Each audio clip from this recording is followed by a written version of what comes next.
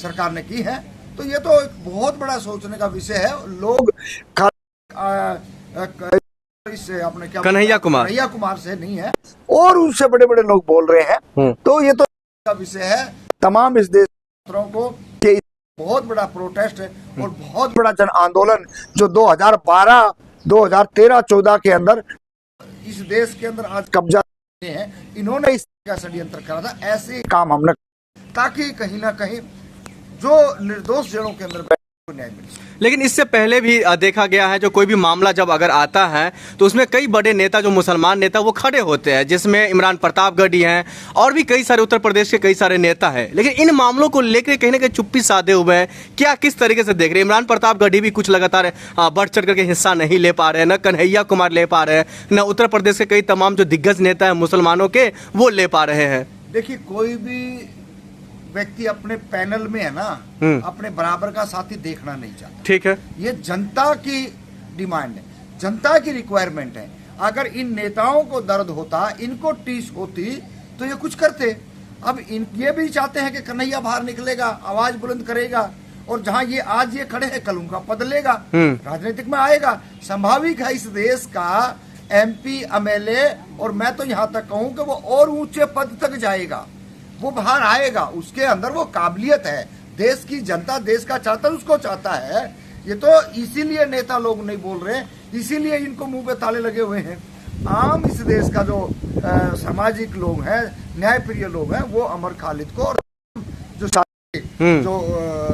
आंदोलन के अंदर जो झूठे आरोप लगा करके जेलों में बंद करा, उनको बाहर होना चाहिए। और हम भी इस बात को, लेकिन लोग तो अब ये भी पूछ रहे हैं, जो एक छात्र पर एक तो UAPA का धारा लगाना अपने आप में बहुत बड़ी बात है, वही दूसरी सबसे बड़ी बात यह है जो 5 साल तक बिना किसी सुनवाई को जेल में रखना, और तीसरी सबसे बड़ी बात यह है जो ऐसे छात्रों को तुरंत जमानत मिल जाना चाहिए। सवाल दिल्ली पुलिस पे भी खड़ा हो रहा है। दिल्ली पुलिस गृह मंत्रालय के अंदर में आता है, केंद्र के अंदर में आता है, और केंद्र में भारतीय जनता पार्टी की सरकार है। देखिए, धाराएं कोई बनाई नहीं जाती, पकाई नहीं जाती। जो सिस्टम के अंदर लोग बैठे हैं और जिनको इस बात का पता है कि इनको इतना लंबा हमने रखना है, एक थॉट बना रखा है कि अगर मुसलमान है, दलित है, या वंचित है, शोषित है, तो उनको ऐसी धाराएं लगा दो कि वो अंदर रहे। इन हरामियों से, इन नालायकों से हम पूछना चाहते हैं, ऐसी कौन सी बात थी? देश के सामने तो रखो। अब आप देश के सामने रख नहीं रहे। यही बात सुप्रीम कोर्ट पूछ रही है दिल्ली पुलिस से। देश के सामने आप रखिए, आप आए, खुली डिबेट करें और बताएं ये है, लेकिन वो नहीं बताएंगे।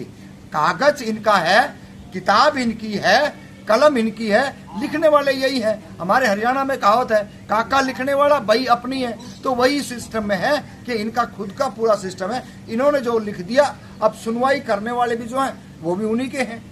अब ये जो यात्राएं कर रहे हैं इस तरीके के, अगर नेताओं के बच्चे, अगर BJP RSS वालों के अगर औलादें जेलों में जाएंगी, उनको लोग कूटेंगे, तब इनको हर्ष होगा कि कितना दर्द होता है अपने बच्चों को जब जेल जाते हैं, कूटते पिटते हैं, तब इनको एहसास होगा। अन्यथा इस देश के अंदर बिल्कुल तानाशाही मचा रखी है। अघोषित इमरजेंसी भारत देश के अंदर लगी हुई है।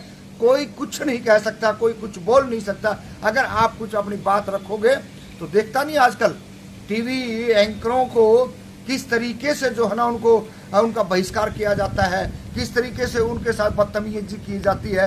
हमारे तो लोग अगर हैं तो उनको जेलों में, उनको धमकाना, उनकी संपत्ति लूटना, ये तमाम तरीके के BJP के राज में ट्रेंड चल रहे हैं। इससे पहले देश में सरकारें होती थी, गिरफ्तारियां होती थी, बातचीत होती थी, मुकदमे होते थे, बरी होते थे, छूटते थे, ये होता था। लेकिन आज तो बहुत तानाशाही की तरफ हम बढ़ रहे हैं।